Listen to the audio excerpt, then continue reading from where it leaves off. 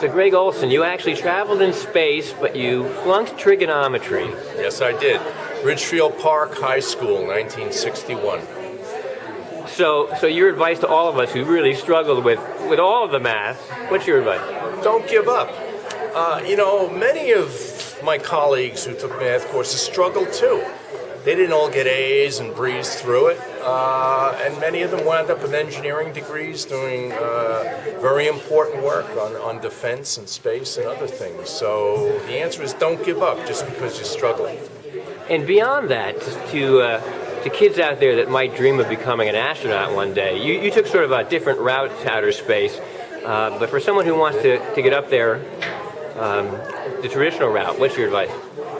Again, don't give up, because if you talk to any astronaut who's flown, there's a lot of rejection along the way. Nobody just signs up and they say, sure, here you are. There's so many gates, and there's usually a lot of no's along the way.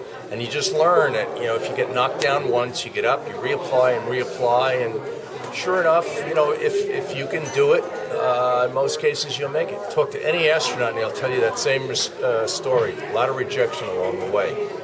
Now, you also have had tremendous success in launching businesses. What is your advice to would-be entrepreneurs? Well, kind of the same thing, because there's also a lot of rejection along that way.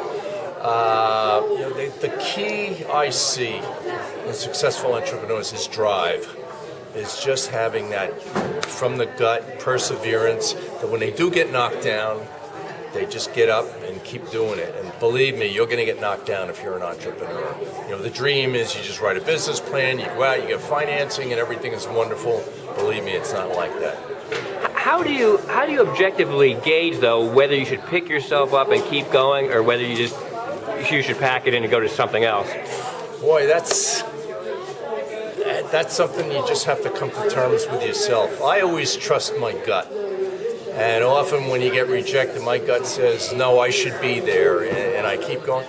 Look, I've had businesses that have failed, that I've invested in, and eventually you just reach that point where you say enough. When I was a kid, I wanted to be Major League Baseball player, but, once I get into Little League, I saw from there into Babe Ruth, baseball, and how tough it was just at the local Ridgefield Park level, and then when you get to county and state, forget about it. So, you have to be realistic. But. Now, for a while, NASA was going to go back to the moon, and those plans keep changing. What should we go back, and why? I would like to see us go back, but I'll tell you what's more important is that we should have a vision for something in space and do it. President Bush sort of disappointed me a few years ago in the State of the Union address when he said, we're going to go to Mars. And that's great. I like the fact that he stepped up and had the vision. But, you got to put some resources behind the vision. And right now, I don't see a lot of appetite in politics for space. So, realistically, what can we gain from going to Mars or to the moon at this point? A lot of scientific knowledge. What we're really doing is find out who are we and where do we come from. That's everybody wants to know that in some form. That's why people come to a temple like this. And part of going to a place like Mars is discovering the answers to those questions. And just think of the technologies that we would develop along that way. To me, that would have been the greatest challenge for stimulus. Whether we go to Mars or go back to the moon, to me, is less important than we just do it. And lastly, those of us who have grown up with science fiction, I think we have a certain concept of what it would be like to be in space. How is it different than what you expected? Well, I didn't know what to expect, but during my training, all the astronauts and cosmonauts told me, whatever you think about, it's going to be better, and they were right.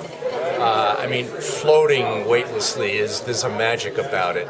Even now when I do zero-G flights on aircraft where you can, get about 7 minutes of weightlessness cumulatively, it's still a magic feeling when you're floating. And for all 10 days, I used to pinch myself and say, wow, how does a New Jersey guy like me get to be in space? It didn't come cheap, but I've seen accounts that said it cost you around $20 million. Was it worth it? Absolutely it was. It was a life-changing experience. By the way, quite a bargain, because I understand the price now is up towards $40 million. Greg Olsen, thank you. You bet.